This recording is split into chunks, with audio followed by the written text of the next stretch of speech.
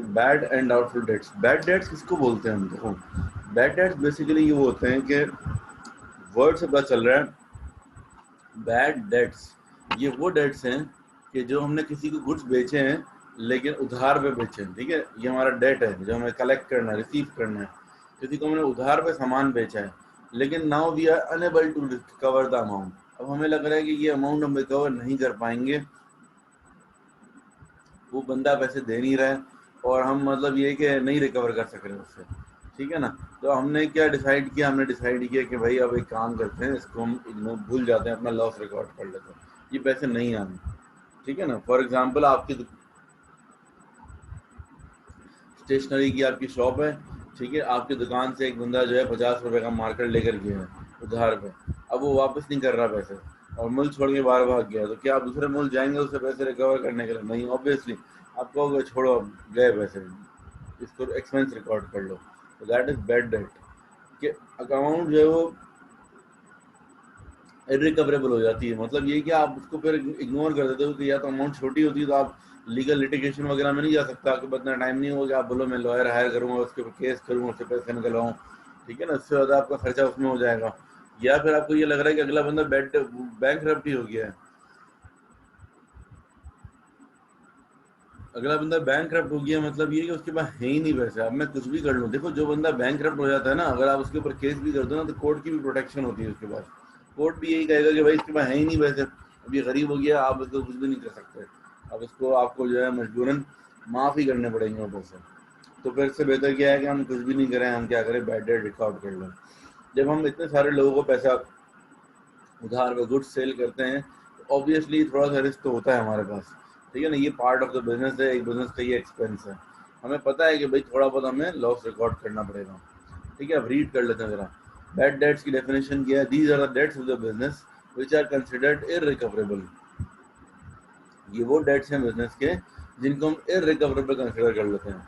These are the debtors or trade receivables to whom we have sold the goods on credit, but now we are unable to recover the amount from them. ठीक है, हमने जिनको goods बेचे थे लेकिन अब हम amount recover नहीं कर पा रहे हैं उनसे। तो इसी तरह से एक डाउटफुल डेट्स है।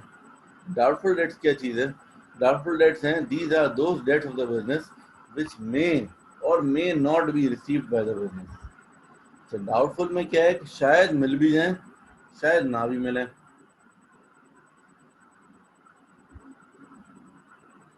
They are not confirmed to be bad debts, but there is some doubt that some of them will become bad debt in future. मतलब डाउटफुल डेट वो हैं कि जो सारे के सारे जरूरी नहीं कि बैड डेट ही हो, लेकिन हमें ये डाउट है कि फ्यूचर में इन डेट्स में से कुछ ना कुछ जो है वो क्या होंगे, आगे जाकर बैड डेट हो जाएंगे। ठीक है, अच्छा, why doubtful debts, bad debt and doubtful debts are recorded. अच्छा, कुछ अकाउंटिंग कॉन्सेप्ट्स होते हैं। ठीक है ना, जो भी चीज़ हम रिकॉर्ड करते हैं, कोई भी चीज़, तो बैड डेट्स हैं, डाउटफुल डेट्स हैं, इनके बैक एंड पे पीछे कोई अकाउंटिंग कॉन्सेप्ट्स होते हैं, कुछ कन्वेंशन हैं अकाउंटिंग की, जिसकी वजह से हम ये सब कुछ रिकॉर्ड कर रहे हैं। जैसे कि प्रूडेंस कॉन्सेप्ट। ये प्रूडेंस कॉन्सेप्ट क्या होता है? प्रूडेंस कॉन्सेप्ट है losses should be recorded as soon as they are expected, whereas revenues or gains should not be recorded until they are realized. Therefore, as per prudence concept, both bad debts and doubtful debts should be recorded as an expense. तो prudence concept ये बोलता है कि आपका जो future का भी loss हो ना, उसको आप पहले से रिकॉर्ड कर लो। तो अब क्या होगा, बैड डेट हो चलो फिर भी हम कह सकते हैं कि अभी का एक्सपेंस है, लेकिन फ्यूचर का डाउटफुल डेट्स, डाउटफुल डेट तो एक एक्सपेंस ऐसा है ना कि अभी तक हुआ नहीं, हमें खुद डाउट है, हो सकता है बाद में वैसे आ जाए, हो सकता है ना भी है। लेकिन प्रूडेंस कॉन्सेप्ट क्या कह रहा है कि डाउटफुल हो, एक्सपेक्टेड लॉस को भी आप क्या करोगे, रिकॉर्ड आप कर लोगे।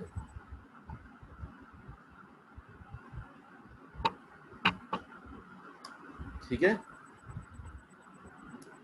अच्छा, इसी तरह से एक है मैचिंग कॉन्सेप्ट। ये दो कॉन्सेप्ट हैं जो कि प्रोविजन जो के डाउटफुल डेट्स को पहले से रिकॉर्ड करने के फेवर में है।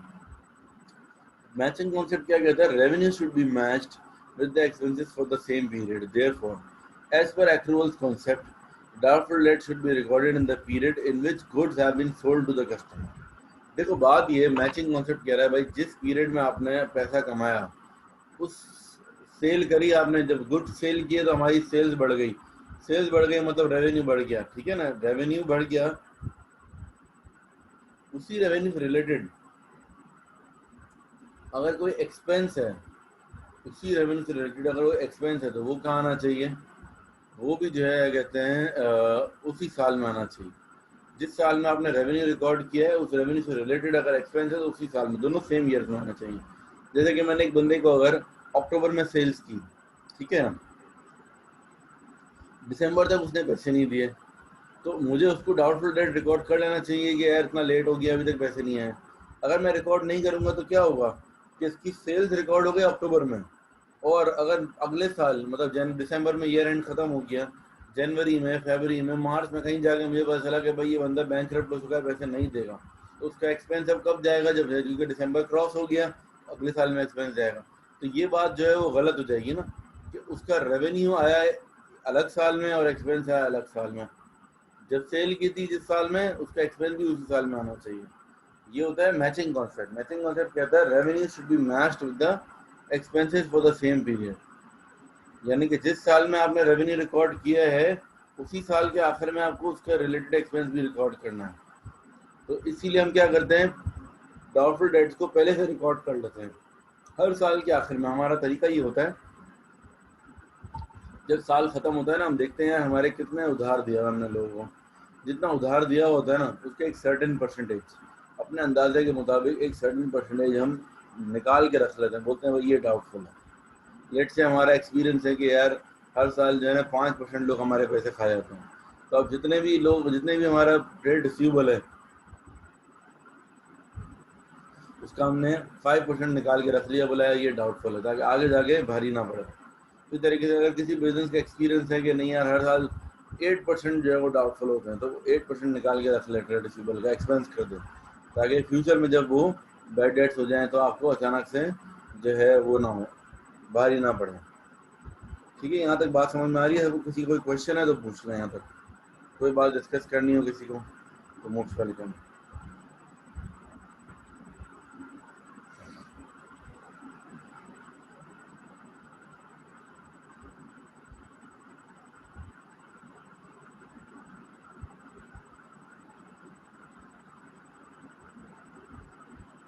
हाँ बच्चों,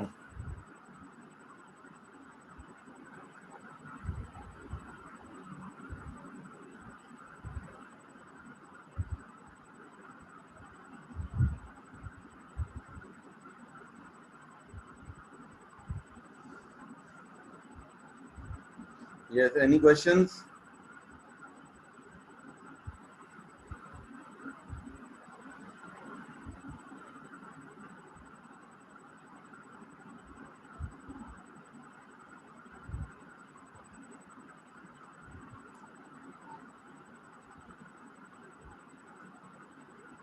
अच्छा बच्चों, आगे चलते हैं, चलो फिर।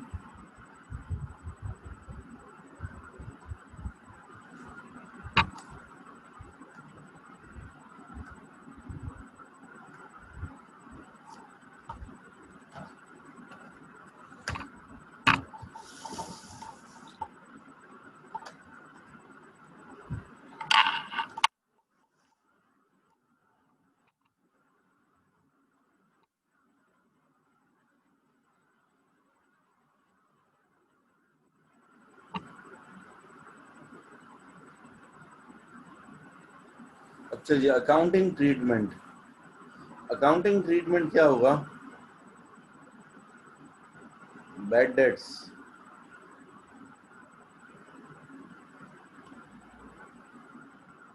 बैड डेट्स का नंबर वन, एक तो इनकम स्टेटमेंट में क्या होगा, इनकम स्टेटमेंट में जाएगा ये एक्सपेंस में, और स्टेटमेंट ऑफ फाइनेंशियल पोजीशन में क्या होगा, रिड्यूस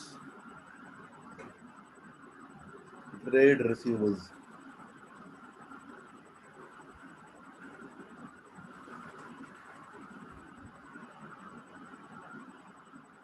ठीक है, जितने ही बैड डेट्स होते हैं, बैड डेट्स की वजह से क्या होता है, नंबर वन, एक तो इनकम स्टेटमेंट में बैड डेट को एक्सपेंस में डाल देते हैं, और स्टेटमेंट ऑफ फाइनेंशियल पोजीशन में क्या होता है, ट्रेड रिसीवेबल की वैल्यू को हम कम कर देते हैं। ठीक है, प्रोविजन फॉर डाउटफुल डेट्स,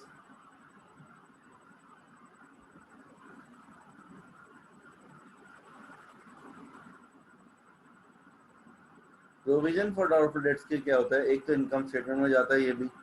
अब इनकम स्टेटमेंट में अगर ये इंक्रीज है, इंक्रीज इन प्रोविजन हो रहा है तो एक्सपेंस होगा, और अगर किसी साल अगर प्रोविजन डिक्रीज हो जाता है तो अदर इनकम में आ जाएगा। इसका मैं अभी आपको दोबारा डिटेल में समझाता हूँ क्या मतलब है। और स्टेटमेंट ऑफ फाइनेंशियल पोजीशन में क्या होगा,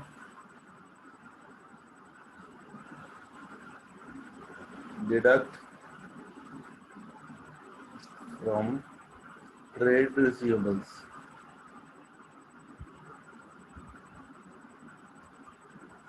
क्या मतलब, देखो मैं आपको एग्जांपल देता हूँ। जैसे कि ना अगर 2012 में मेरे ट्रेड रिसीवेबल्स हैं 1 लाख के,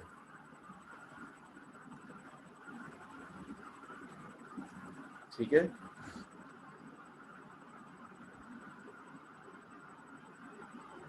बैड डेट्स हैं 5,000 और डाउटफुल डेट्स की परसेंटेज है 8%। ठीक है, एग्जांपल दे रहा हूँ मैं आपको। और इसी तरह से 2013 के, ठीक है, ये एग्जांपल है। अच्छा, अब एक काम ये करेंगे कि हम जो है कहते हैं जब रिकॉर्ड करेंगे तो बैड डेट्स कितने हैं, बैड डेट 5,000 के है ना, तो इनकम स्टेटमेंट में क्या होगा, इनकम स्टेटमेंट में आएंगे बैड डेट्स।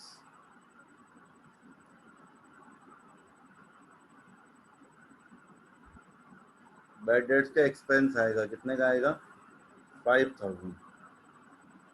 और स्टेटमेंट ऑफ फाइनेंशियल पोजीशन में क्या होगा, एसओएफपी में ये जो ट्रेड रिसीवेबल 1 लाख है ना, इसमें से 5,000 माइनस हो जाएंगे। ट्रेड रिसीवेबल की वैल्यू आएगी 1 लाख माइनस 5,000, 95,000। ठीक है, बात समझ में आ रही है।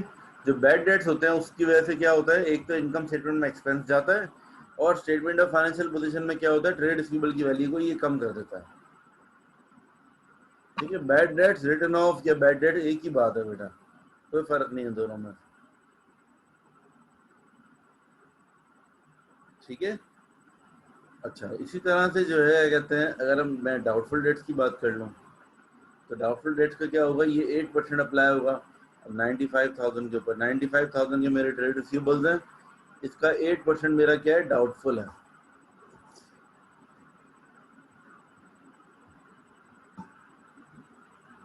$95,000 का 8% मतलब 7,600 क्या है, डाउटफुल।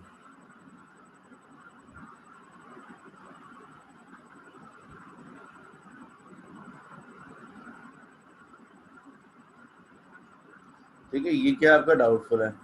अब आप क्या करोगे, कहते हैं स्टेटमेंट ऑफ फाइनेंशियल पोजीशन के अंदर, अच्छा इनकम स्टेटमेंट में क्या होगा, एक्सपेंस में जाएगा ये। जब हम पहली दफा रिकॉर्ड करते हैं ना तो ये एक्सपेंस में ही जाता है पूरा, 7,600 हमारा एक्सपेंस में चला गया। और एसओएफपी में क्या होगा, ट्रेड रिसीवेबल की वैल्यू लिखेंगे पहले 95,000 less provision for doubtful dates,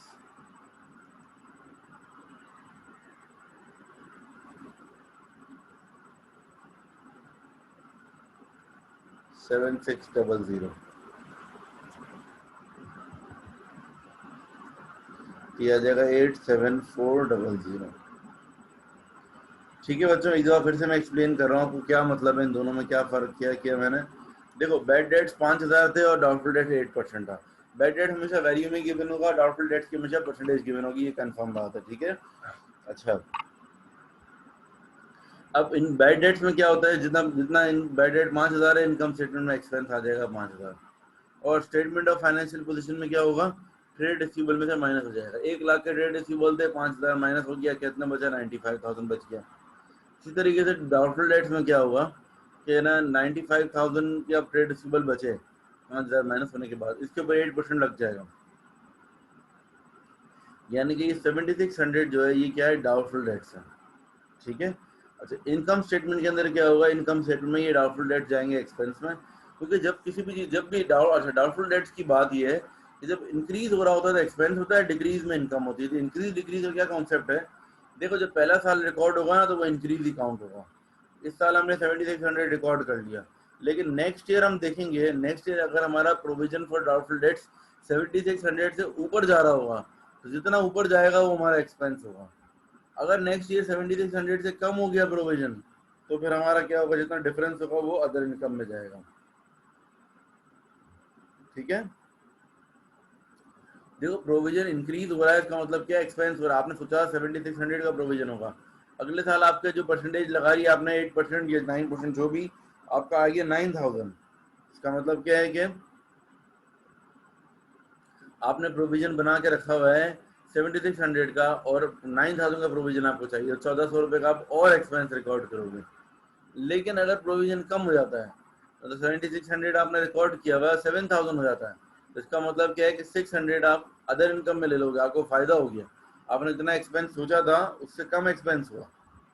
ठीक है। जब भी प्रोविजन आपका इंक्रीज होगा, इंक्रीज में एक्सपेंस में जाएगा, डिक्रीज में अदर इनकम हो जाएगी।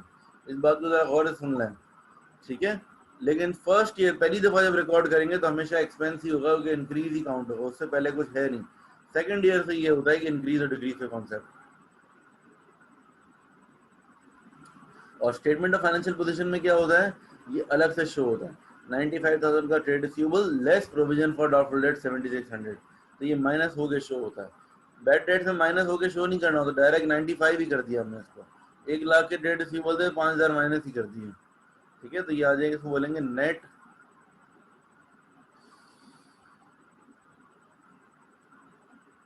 इसको बोलते हैं नेट ट्रेड रिसीवेबल्स।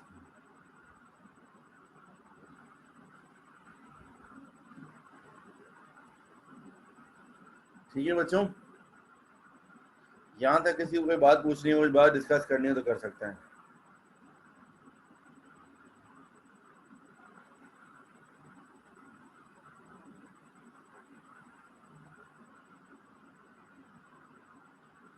हाँ जी, एनी क्वेश्चंस?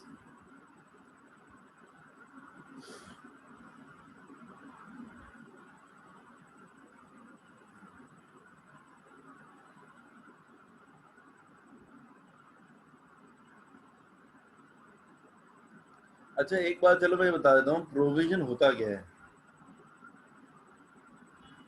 प्रोविजन की definition, it is an amount set aside out of profits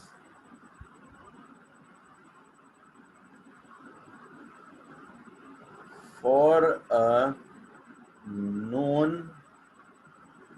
expense in future। ठीक है, ये होता है प्रोविजन फॉर डाउट, प्रोविजन कोई भी प्रोविजन हो। अब प्रोविजन फॉर डाउटफुल डेट्स है, इसका मतलब क्या है, प्रोविजन हमेशा याद रखना किसी भी एक स्पेसिफिक एक्सपेंस के लिए बनता है। It is an amount set aside out of profit for a known expense, किसी भी एक नोन, एक फिक्स्ड एक्सपेंस के लिए बनता है प्रोविजन। ठीक है। प्रोविजन होता क्या है कि हम अपने प्रॉफिट में से एक अमाउंट निकाल के अलग कर देते हैं, कि भाई हमें पता है फ्यूचर में ये एक एक्सपेंस हमारे सर पे आने वाला है।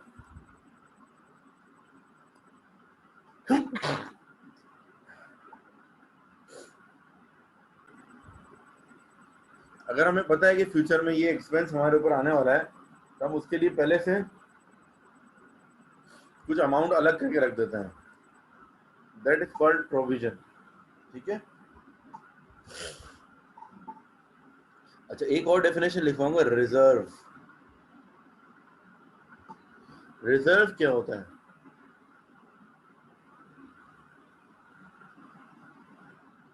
It is an amount set aside out of profit for an unknown expense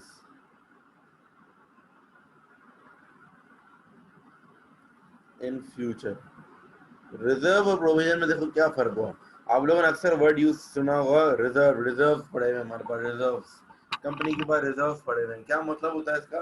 company ने बुरे वक्तों के लिए कुछ पैसा बचा के रखा हुआ है, कभी किसी साल प्रॉफिट कम हो जाए या कोई भी अचानक पैसों की जरूरत पड़ जाए तो एक अलग से पैसे पड़े हुए हों।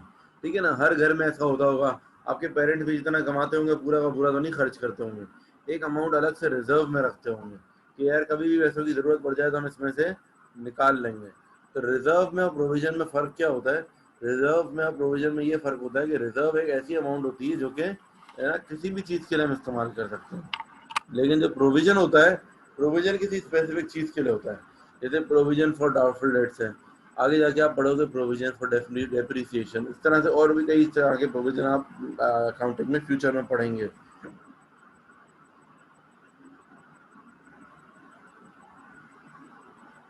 अच्छा, स्टेटमेंट ऑफ फाइनेंशियल पोजीशन में जो है ट्रेड रिसीवेबल की अमाउंट कौन सी आएगी? ट्रेड रिसीवेबल की ओरिजिनल अमाउंट थी 1 लाख, उसमें से बैड डेट्स माइनस हो गया, कितना बचा? 95,000 बचा।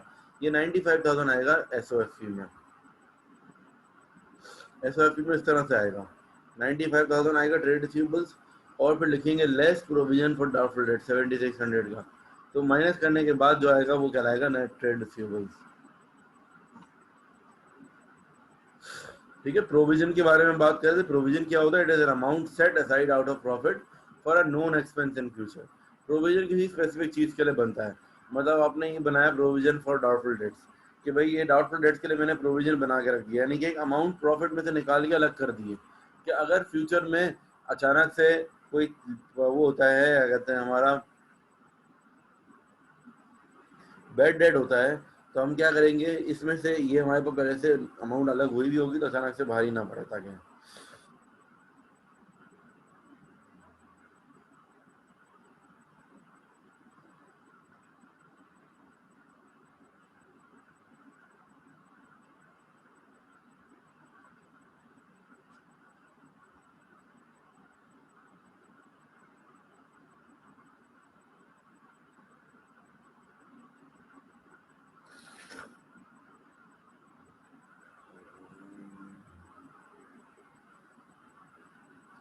ठीक है बच्चों, आगे चलते हैं।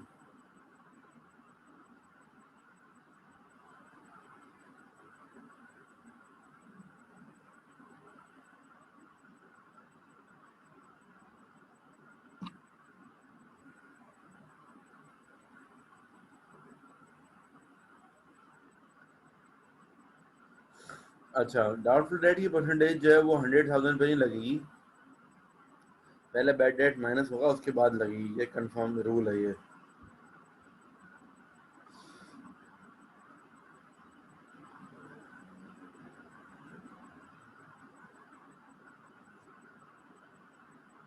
ठीक है बच्चों, अब मैं कुछ थोड़ा सा बुक से बताता हूँ आपको।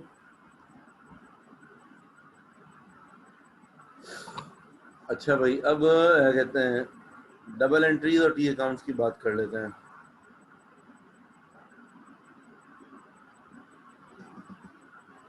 जर्नल एंट्रीज,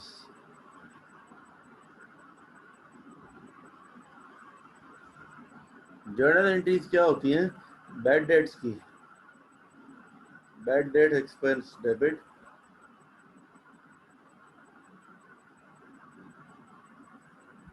और ट्रेड रिसीवेबल्स क्रेडिट। यहाँ पर बंदे का नाम भी आ सकता है, अगर आपको क्वेश्चन में बताया हुआ कि भाई ये फला बंदा जो है हमारे पैसे खा के भागा है, उसका आप नाम लिखोगे। नाम नहीं पता होगा तो आप ट्रेड रिसीवेबल लिख दोगे उसकी जगह। ठीक है, ये जर्नल एंट्री है। अच्छा, इसमें नरेशन क्या होगा? To record bad debts expense.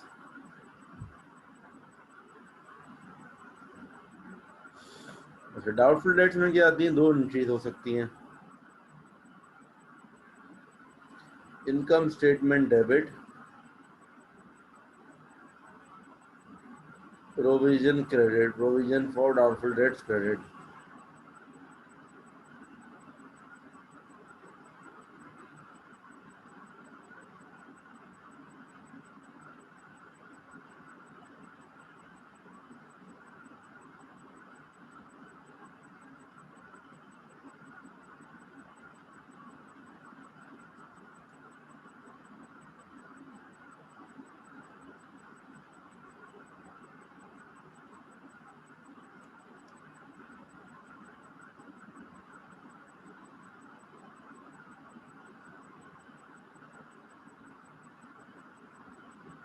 ठीक है, to record increase in provision for doubtful debts. अच्छा, फिर उसके बाद या तो ये बनेगी, इन दोनों में से एक बनेगी entry, provision for doubtful dates debit,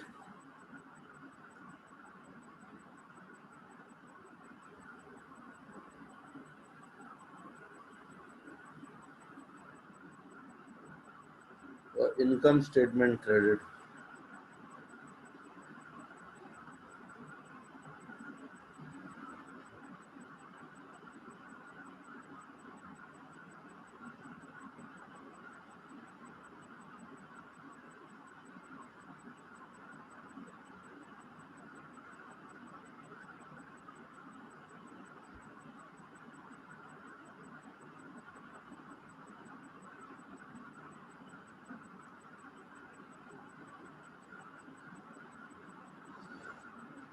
ठीक है बच्चों, तो ये इस तरह से है। ये क्या है, बैड डेट्स की पहली वाली, और डाउटफुल में क्या होगा, इन दोनों में से कोई एक होगा, दोनों के बीच में और है, या तो ये बनेगी एंट्री ऊपर वाली या नीचे वाली। ठीक है, ये कब के लिए, ये इंक्रीज के लिए है प्रोविजन, जब इंक्रीज हो रहा हो। ये कब के लिए, जब डिक्रीज हो रहा हो प्रोविजन। अच्छा, एक बात याद रखना, जब पहली दफा क्रिएट होगा प्रोविजन तो इंक्रीज ही काउंट हो, इंक्रीज में ही काउंट होगा। ये फर्स्ट टाइम प्रोविजन क्रिएट होता है तो हमेशा इंक्रीज में काउंट होता है। ठीक है बच्चों, ये कॉपी कर लिया सबने?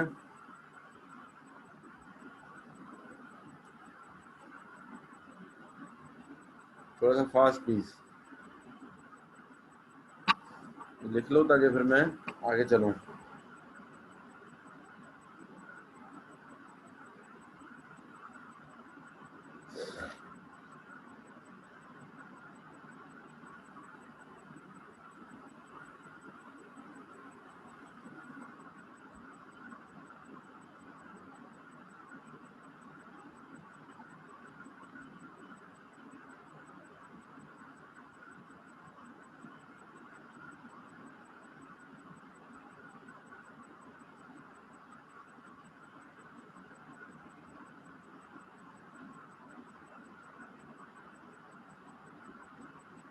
अच्छा जी, अब इसके बाद चलते हैं टी अकाउंट्स, लेजर अकाउंट्स या फिर T accounts for bad debts and provision for doubtful dates.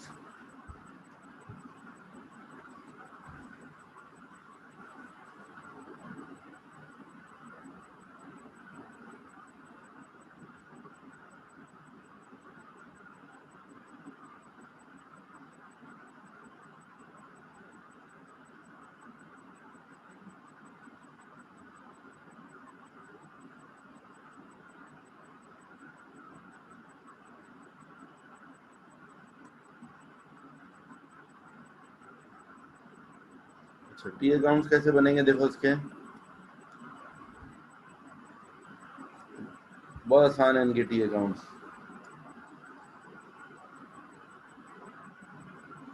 एक बैड डेट्स का टी अकाउंट बनता है।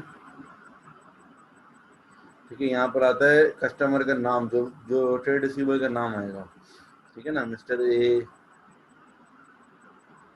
जितने लोगों ने हमारे पैसे खाए हैं उन सबके नाम आ जाएंगे डेबिट पे, और यहाँ आ जाएगा इनकम स्टेटमेंट।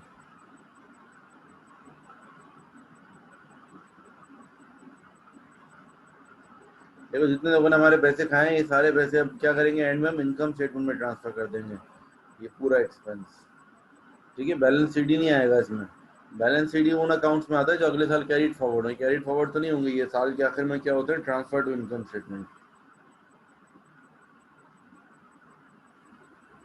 फिर आएगा provision for doubtful dates. Provision for doubtful debts में आएगा बैलेंस बीडी आएगा क्रेडिट साइड पर, और बैलेंस सीडी आएगा डेबिट साइड पर। ये इसका फॉर्मेट है। अब इन दोनों का जो डिफरेंस होगा ना, बैलेंस बीडी और बैलेंस सीडी का, ठीक है, ये डिफरेंस जो होगा ये इनकम स्टेटमेंट में जाएगा। अब ये डिफरेंस यहाँ भी आ सकता है, दोनों में से किसी भी साइड आ सकता है इनका डिफरेंस, ठीक है, ये बैलेंसिंग फिगर है।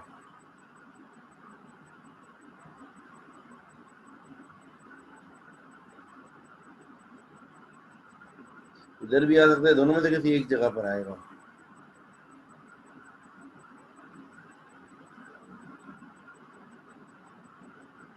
ठीक है, इसके अंदर इनके बैलेंस सीडी है तो फिर बैलेंस बीडी भी होगा अगले साल। इसके अंदर इनकम स्टेटमेंट हम कितना ट्रांसफर करते हैं, जो डिफरेंस होता है, जितना इंक्रीज या डिक्रीज हो रहा होता है ना प्रोविजन में, वो इनकम स्टेटमेंट में ट्रांसफर किया जाता है। बैड डेट हो गया तो बैड डेट पूरा का पूरा इनकम स्टेटमेंट में ट्रांसफर हो जाता है। प्रोविजन फॉर डाउटफुल डेट्स का रूल क्या है, जितना इंक्रीज या फिर डिक्रीज हो रहा है वो आपका इनकम स्टेटमेंट में ट्रांसफर होगा। ठीक है बच्चों, अभी किस तरह अप्लाई करना है मैंने लिखवा दिया आपको। अब एक छोटा सा क्वेश्चन की एग्जांपल दूंगा जिससे आपको ये बात समझ में आ जाएगी ये हो क्या रहा है सारा, ये किस तरह रिकॉर्ड करना है। देखो, अगर क्वेश्चन नंबर 1 ही देख लें हम यहाँ पर,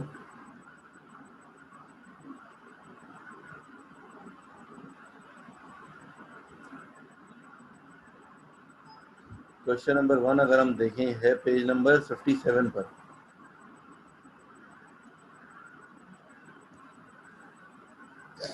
page 57।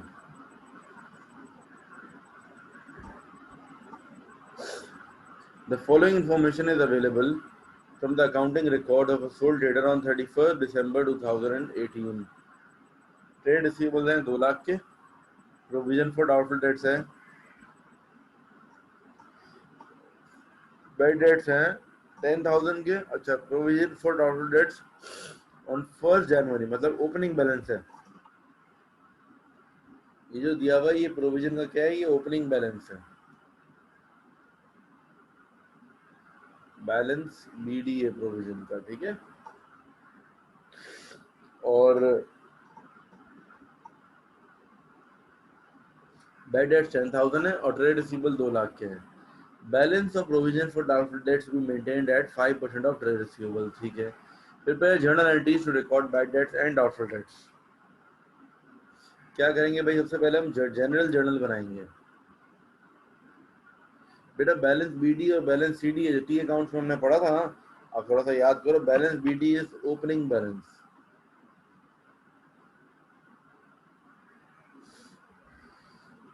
Opening balance. Balance BD जो होता है वो ओपनिंग बैलेंस होता है, बैलेंस सीडी होता है क्लोजिंग बैलेंस। ठीक है, यहाँ फॉर्मेट बनाएंगे जनरल जर्नल का।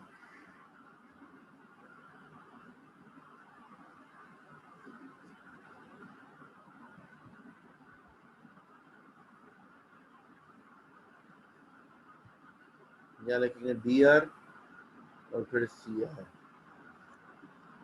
डबल एंट्रीज क्या बनेंगी देखो, बैड डेट्स एक्सपेंस डेबिट,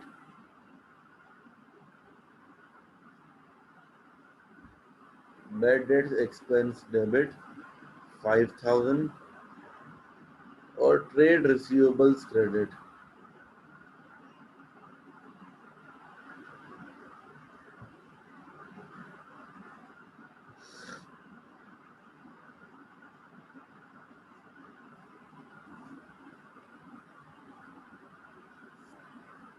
ठीक है, बैड डेट एक्सपेंस डेबिट और ट्रेड रिसीवेबल्स क्रेडिट। ये कस्टमर का नाम तो बताया नहीं, कौन पैसे खा के भागा है। अच्छा सॉरी, 10,000 है, 10,000 है, माई मिस्टेक।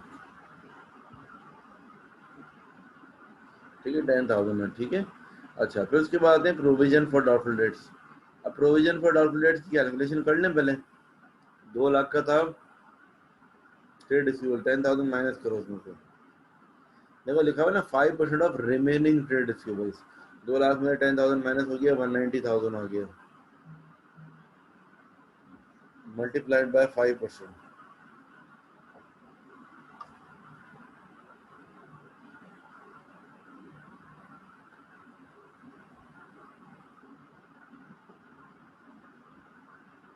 $9,500।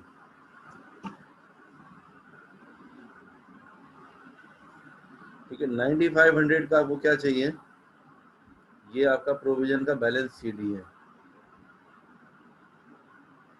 क्लोजिंग बैलेंस है, बैलेंस सीडी ऑफ प्रोविजन।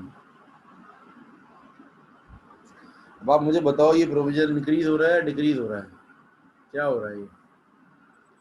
देखो पिछले साल प्रोविजन कितना था, ओपनिंग बैलेंस कितना था 5000 और क्लोजिंग बैलेंस कितना आ गया 9500, मतलब इंक्रीज हो गया ना प्रोविजन। तो आप क्या लिखोगे, income statement debit, income statement debit 4500 और provision for doubtful debts credit 4500।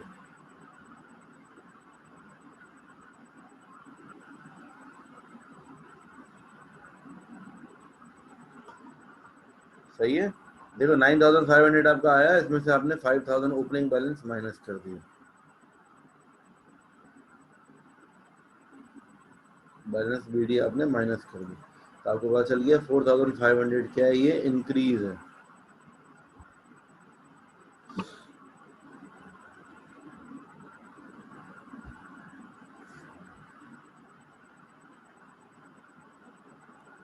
ठीक है बच्चों, 4500 कैसे आया, 9500 का प्रोविजन आ रहा था, उसमें से हमने प्रीवियस लास्ट ईयर का प्रोविजन था, यानी कि ओपनिंग बैलेंस था 5000 का, वो माइनस कर दिया, तो 4500 का इंक्रीज है। प्रोविजन के अंदर हमेशा इंक्रीज की एंट्री बनती है, जितना इंक्रीज हो रहा होता है ना, वो इतना रिकॉर्ड करना होता है हमें।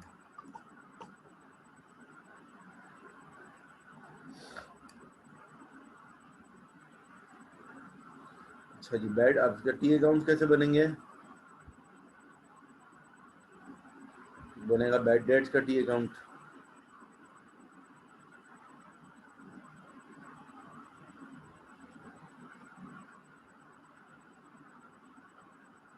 अच्छा, ये बैड डेट्स की एंट्री बनती है साल के आखिरी दिन। ठीक है, यहाँ लिखेंगे हम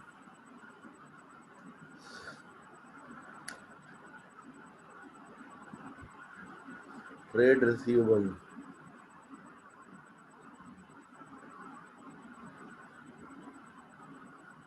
10,000, बैड डेट्स 10,000 हो रहा है। यहाँ लिखेंगे इनकम स्टेटमेंट,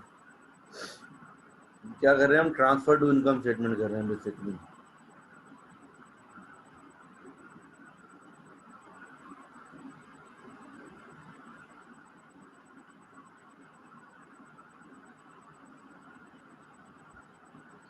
ठीक है, फिर बनाएंगे प्रोविजन फॉर डाउटफुल डेट्स का T account,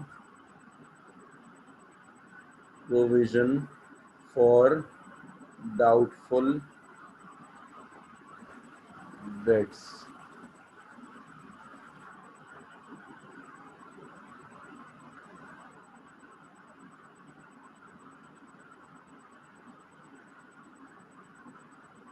provision for doubtful dates, इसका बैलेंस बीडी कितना होगा, प्रोविजन फॉर डाउटफुल डेट्स का 5000। ठीक है, ओपनिंग बैलेंस 5000,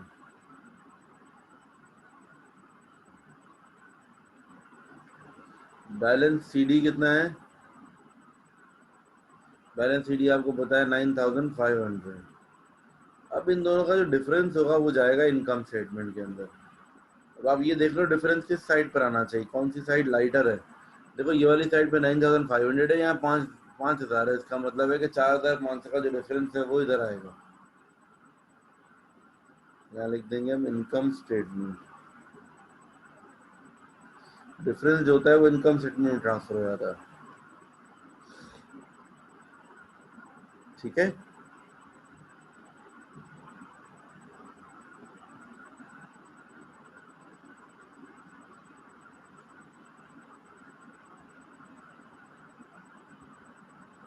ठीक है बच्चों, ये पूरा क्वेश्चन आपके सामने है, इस नज़र इसको देख लें, और कोई बात पूछनी हो डिस्कस करनी हो तो कर लें मुझसे।